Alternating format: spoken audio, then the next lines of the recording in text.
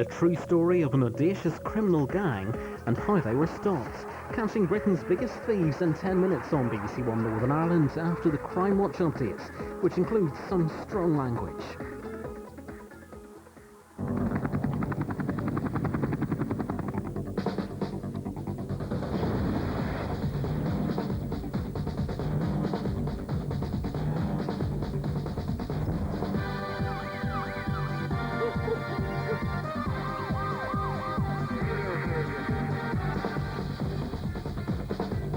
Hello and welcome back. It has been a particularly busy night tonight on the phone, so lots to report. Our first case this evening, well, it seemed like something of a long shot. The murder 30 years ago of Lynda Farrow. She was pregnant at the time. Her killer left his footprints in the snow.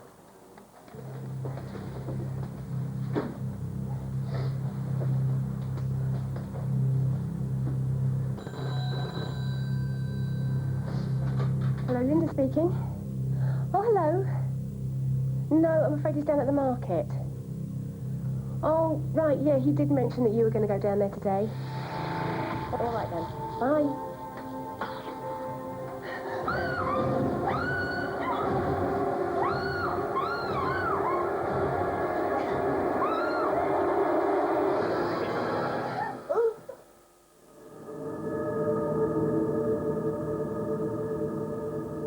DCI Rebecca Hamilton is heading up the team investigating this horrific case. I mean, it was 30 years ago, but the horror hasn't diminished for the family. Those little girls were 8 and 11 when they found their mother lying in the hallway there. They came home from school. Calls, good calls. Yes, we've had some really interesting calls. We've had some important background information which we didn't know about before, and we've also had one name given to us which I really think is quite important. Okay, that's great news. You haven't heard anything on the car. Briefly, tell us about that. White car? The white car, we'd still like to know that speeding around in the area at the time, was it connected or simply just travelling about quite innocently? Okay, £20,000 reward. Click on the website if you want more information. Next to Berkshire, and the victims in this case are a couple who run a successful local builders merchants. They were badly beaten and robbed by a gang wearing gimp masks. I was stood doing the toast. The next thing I heard almighty bang. Where's the money, you bastard? No! I came up the kitchen to see what was going on, and as I did, this bloke came through the kitchen door with a hood on and a great big long truncheon, and I just turned and ran. I was so frightened that he was going to kill me because he hit me with all his might. Where's the money? I was screaming. And with that he turned and he said to me, "Where's the fucking money, bitch?" Well, a horrific ordeal for that couple. With me is DC Sally Russell. A lot of good calls on this one tonight. What's coming? Yeah, very much so. We've had in excess of 60 calls, a lot of names mentioned, some different names for us to work on. There's also been several attacks around the country that are similar that we need to have a look into a bit further. And what information did you get on the masks? A lot of calls about the masks, telling us where we can get them. What I want to specifically ask for now is not so much where we get them from, but more particularly with these 3 suspicious males, the circumstances purchasing these masks and where they may be now. All right, Sally, thanks very much. Rav. Over the past 2 months, this attacker has struck twice in Peterborough. The fear is that if he's not caught soon, this dangerous individual may well strike again.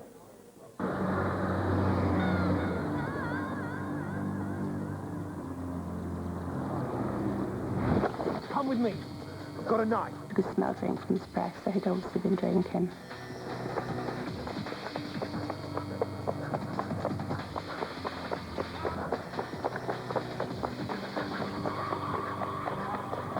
Do you understand? I was very lucky and I managed to get away. He did seem very focused on what he wanted to do. And if somebody else is not so lucky and doesn't manage to get away, what's going to happen to them? Interview now with DS Rob Hall. This is a brutal attacker, isn't it? There's some sickening threats made. That's right, it is. And we've had a number of calls tonight, really interesting. We've had a number of leads on the clothes which detectives are following up at the moment. You've got some clues, haven't you? So what's the description? They have, yeah. We've got, he's an Asian male, about 20 to 30 years, 5'10" to 6 foot. proportionate build, and then we've got the elite gloves we mentioned earlier on, and the blue electric, blue Adidas top. And you've had some good leads on those gloves, haven't you? But it's really this guy and who he is what we really want to know. So if you can help, if you've got any information, please get on the phone and give us a call.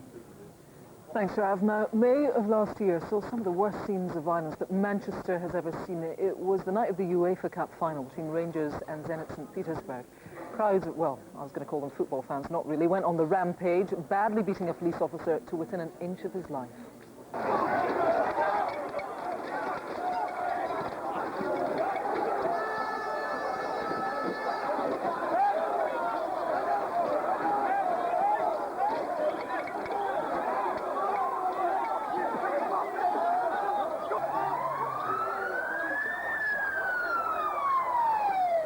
There was a police officer right in the middle of that bunch of thugs there. Jeff, be fair to say, results, as they say in football. Great night for you guys. Great night at this stage. Greater Manchester Police's website has had 25,000 hits.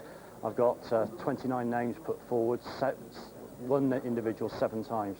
That's fantastic. It's important to say, we didn't get the chance to say this earlier, these people weren't wearing football colours. They weren't St. Petersburg fans necessarily, or Rangers fans. No, they could have been from anywhere in the UK. They're not necessarily Scottish. They could have been from anywhere. So I would like anyone in the UK to view the images. OK, the images, 50 of them on your website. They can find a link on our website. Rav? Got some good stuff on CCTV already. This guy was suspected of frog marching an 85-year-old woman up to a cash point in Cheshire. Had some good calls on him at 2 matching names, which the police are very, very excited about. Then we showed you a knife robber up on a bus in Edgware. This is the guy suspected of that, all for a mobile phone. 2 strong-sounding names put forward for him. And then very quickly, this guy suspected of robbing banks in London. Look at it, he's done it 5 times. We need to know who he is. If you can, give us a call. Now, this man here is Danny Kingship to his friends. Back in October, this 51-year-old father of 4 was murdered in Ditton in Kent while the rest of his family were sleeping in the house. DCI John Bumpus is here. He's investigating the crime with his team. You were telling me earlier, solid calls. Does that mean good calls? We've had a good night. The calls we've had confirm information that we are already aware of, which is always very useful and important. But I still need help to find the Peugeot I'm looking for, and also to identify the 2 persons that we saw running to it, and the witness that we're looking for who's walking past the chip shop. So these people were running out of, we think, the scene of the crime, and they were going to this hard-top car? Definitely running away from Danny's house, and they get into the hard-top. OK. More details on our website. John, I have to stop you there. Thank you. We have had calls on every single one of our faces tonight, which is fantastic. I haven't got time to tell you about them all, but I'll tell you quickly about Kevin McCorkindale, number 1, who was wanted in connection with downloading indecent images of children on the net.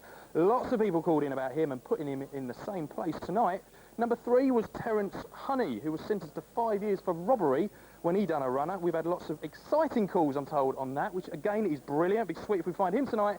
And number 6 is Tian Zhao, wanted in connection with people trafficking. More information about where we can find him tonight. Good result.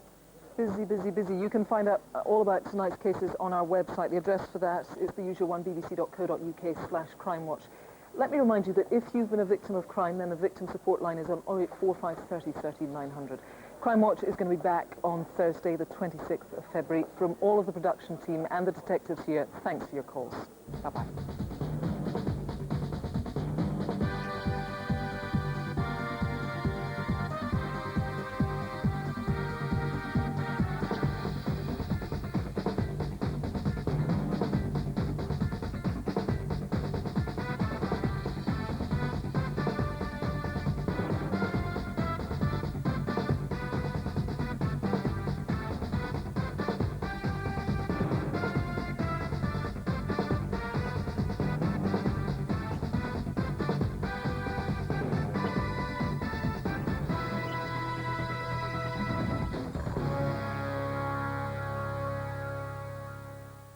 In the world of the paranormal, there are believers and non-believers.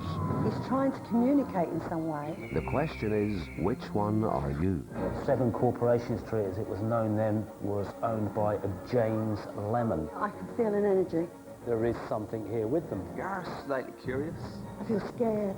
I felt it just go woof. It's number 12. Northern Ireland's greatest haunts. Oh, I can see the door. Wednesday at 10:45 on BBC One.